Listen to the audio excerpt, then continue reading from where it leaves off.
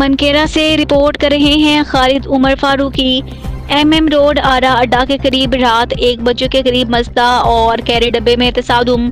हादसे के नतीजे में कैरी डब्बे में सवार 2 अफराद शदीद जख्मी। पेट्रोलिंग पुलिस आसिफ पुल चेक पोस्ट और पुलिस थाना मनकेरा मौका पर पहुंच गई। हादसा कैरी डब्बे की ब्रेक फेल होने के बाइस पेश आया। खुशाब से रिपोर्ट कर रहे हैं Asisur Rahman Budhana. Additional deputy commissioner Abdul Sattar Khan की ज़ेर सदारत रेवेन्यू रिकवरी के हवाले से इजलास हुआ। इजलास में चारों तहसीलों के AC साहबान, तहसीलदार, नायब तहसीलदार, अफसरान लैंड रिकॉर्ड सेंटर और दीगर रेवेन्यू अफसरान और अमला मौजूद था। रेवेन्यू अफसरान ने ADCR को रेवेन्यू वाजिबात की रिकवरी और दीगर अमूर बारे ब्रीफिंग दी। ADCR अब्दुल सत्तार खान ने कहा कि रेवेन्यू रिकवरी के लिए भरपूर इकदाम किए जाएं और रेवेन्यू की रिकवरी के हसूल के लिए अफसरान फील्ड में निकलें, अमला रेवेन्यू की रहनुमाई करें। इस हवाले से किसी किस्म की गफलत बर्दाश्त नहीं की जाएगी।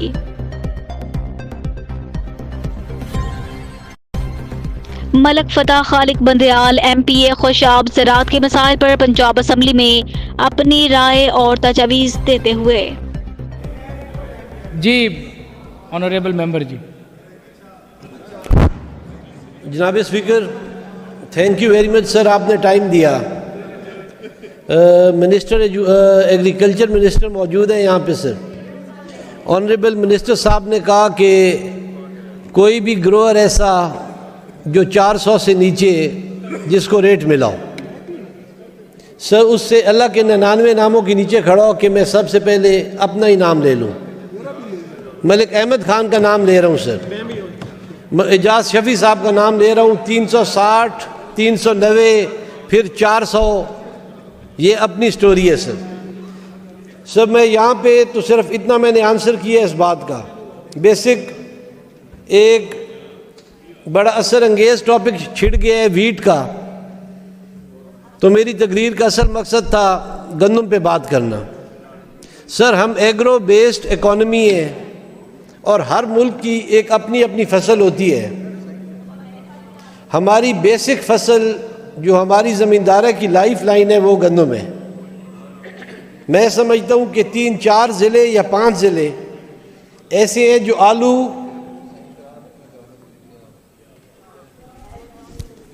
सर आलू, मक्की और उसके साथ मोटा चावल काश्त करते हैं, हाइब्रिड वैरायटीज़।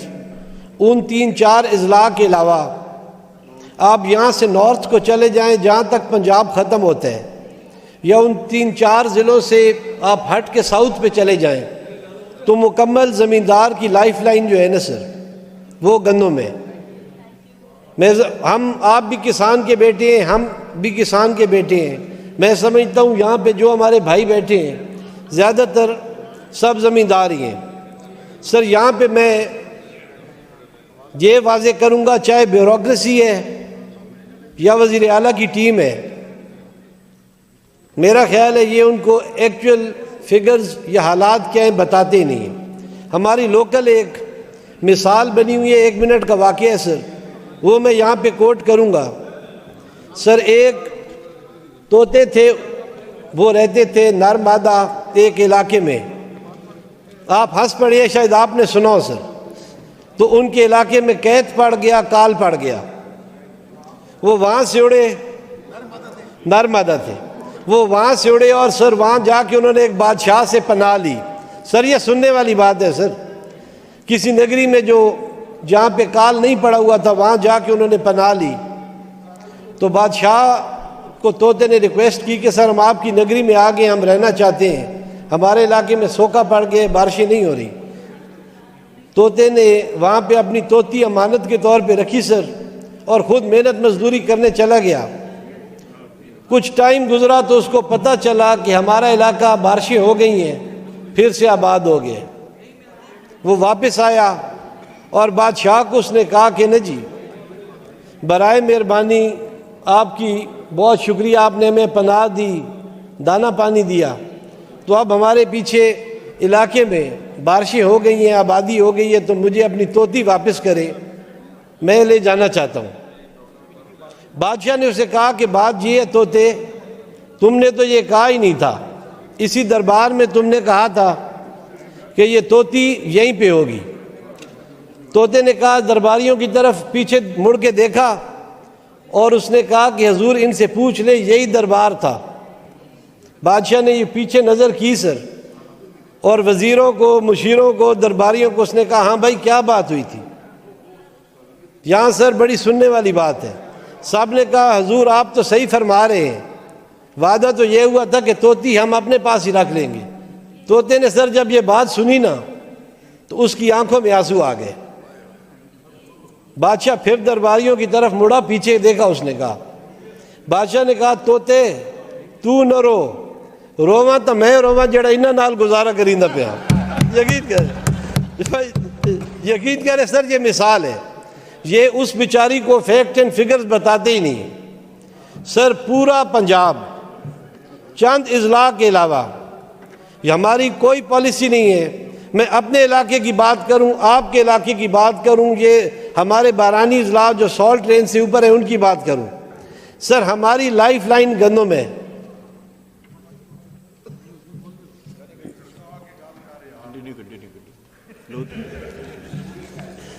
जी जी सर हमारी लाइफ लाइन जो है गंदम है। मेरा अपना बेसिक जो इलाका है सर, मियाँ वाली, खुशाब, जेलम, हमारे पास कड़वे पानी का मसला है और टरबाइन से हम पानी लिफ्ट करते हैं 650, 700, 800 फुट तक ज़मींदार टरबाइन से पानी लिफ्ट करके गंदम को पानी देता है। हालात बिजली के बिल के अब ये बन गए हैं कि ज़मींदारा कुजा अब तो जानवरों के लिए पानी भी नसीब नहीं हो रहा सर। तो मैं इस हाउस की विसादत से कम से कम ये रिक्वेस्ट करूंगा कि गंदम के लिए अभी अपकमिंग सीज़न है, उस वक्त बातें करनी, असल वक्त से हट के बात करनी होगी। ये वक्त है सर। हाउस की विसादत से मैं आपसे ये रिक्वेस्ट करूंगा कि गंदम के लिए कम से कम या तो कोई सपोर्ट प्राइस हो, अगर वो नहीं है, चले वो नहीं है सर, तो इस बात को इंश्योर कर दिया जाए कि फिर ओपन मार्केट हो, फिर ये फूड और ये पास्को और ये सब बिल्कुल ख़त्म ही हो जाए। ये ना हो कि कोई आड़ती अगर गंदम ले 150 ऊपर उस पर पर्चा हो जाए। एक बात सर मैं और भी कर दूं, हर साल बाहर के मुल्कों में भी गंदम सस्ती नहीं होती। जिस साल बाहर गंदम महंगी हुई ना, समझिए उस साल भी आपको लग जानी है। ये सिर्फ कम से कम इतना इक्विलिब्रियम सर रहे, ये बैलेंस रहे कि ग्रोअर और जो बंदा आटा खरीदने वाला है उनके दरमियान इतनी मुसावात ज़रूर रहे कि ये ना हो कि कभी किसान मरे और कभी आटा खरीदने वाला मर जाए।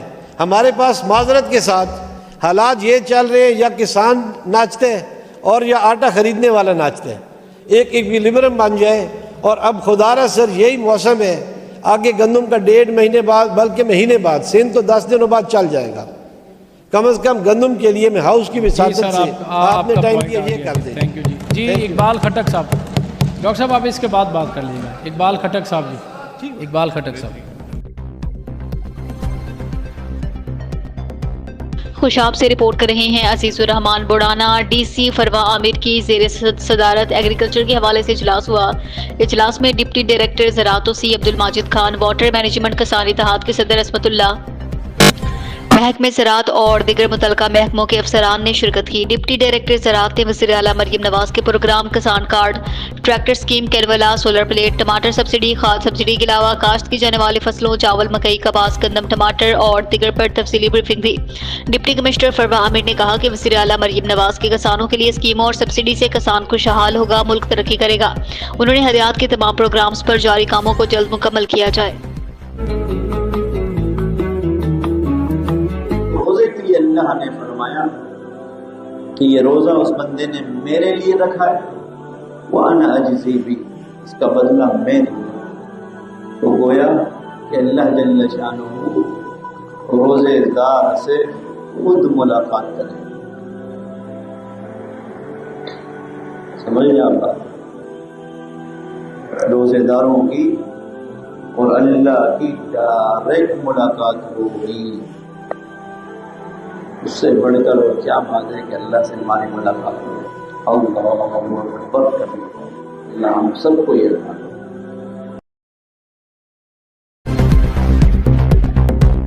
खुशाब से रिपोर्ट कर रहे हैं district bureau chief Mohammad Ibrar Mughal. Doctor professor Asim Shahraz को गवर्नमेंट ग्रेजुएट कॉलेज जोहराबाद में बतौर प्रिंसिपल मुस्तकिल तैनाती पर शानदार पुरवकार तकरीब हुई, जिसमें कॉलेज व के तमाम शोबाजात के प्रोफेसर साहबान ने शिरकत की।